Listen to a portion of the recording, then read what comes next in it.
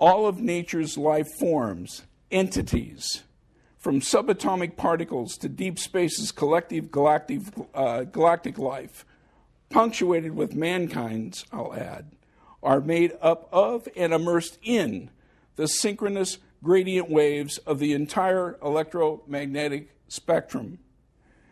Hence, we perpetually receive radio signals broadcast everywhere, from everywhere around us in our home universe. It's all embedded in the primal broadcast sound of the cosmic microwave background radiation, which was discovered in 1964 by astronomers Penzias and Wilson, which also earned them the 1978 Nobel Prize. I want you to listen to this. This piece is called Hear the Noise. This is kind of like the cosmic key of F, if you will.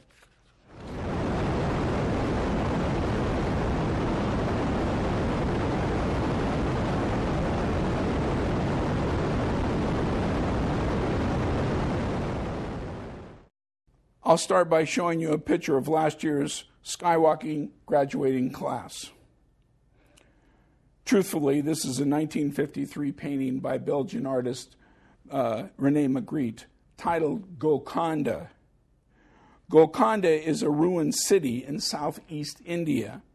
The fame of it was acquired through being the center of the region's legendary diamond industry, and was such that its name remains a synonym for, in quotes, mine for wealth. Could this painting be an illusion, a visual metaphor of the wealth of spirit, potential ability, and its tandem skills that are hidden within each unique human being? Furthermore, here's another hint from a 1965 radio interview with Jean Niens about Magritte's ideas and images. This is a quote. It says, "Everything we see hides another thing. We always want to see what's hidden behind what we see." The ultimate contemporary example I found for Niens' intriguing quote is this stunning picture of a human embryonic stem cell. Let's make it personal. It has hidden within it your past. It still hides much of your present, because we can't know everything, and of course is growing into one of your many possible futures. The stem cell that brought you here. Following this thought, it seems to me developing sensitivity and awareness of our personal actions, hence making good choices, is your personal power of will. And that is the steering mechanism and self-generated map to all good future destinations, skywalking or not. The physicist J. Robert Oppenheimer once mentioned the best way to send information is to wrap it up into a person. The best way to send information is to wrap it up into a person. This is a great image. Here's an interesting word I found wrapped up, if you will, in a gathering of Oriental and Theosophical terms. The word is kachara. It's a Sanskrit word. It means ether-goer and sometimes rendered as skywalker. Interesting. The name used in mystical and philosophical literature of Hindustan. It's nothing more than the projection of our Mayavi Rupa, it's called. I'll come back to it in a moment. To any part of the Earth's surface, or indeed farther than that, and the doing of this at will.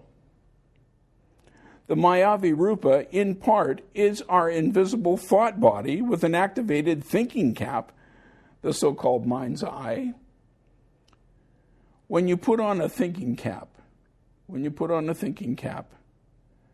it's as if you're making eye contact with your own mind's eye. You just get to see more. From the long ancient line of masterful teachers, the modern everyday story version is seen in this picture in the character of Obi-Wan Kenobi. He taught Luke to become a Skywalker. What's more, just like in the movie Star Wars, when the student was ready, the teacher disappeared. It's then that we know we've become our own teacher, knowing full well there is a teacher and a learner hidden within each and every one of us human beings.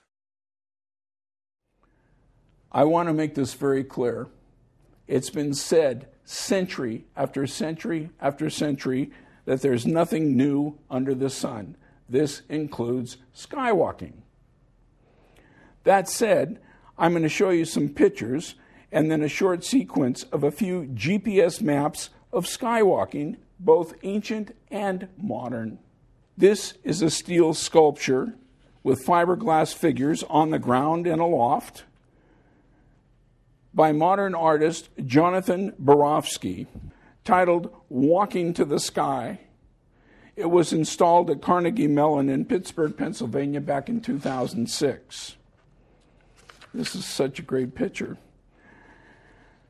I'm sure the very old and positive adage of look up is derived from the long line of accomplished skywalkers who have lived and are living now on the many continents of our globe Earth.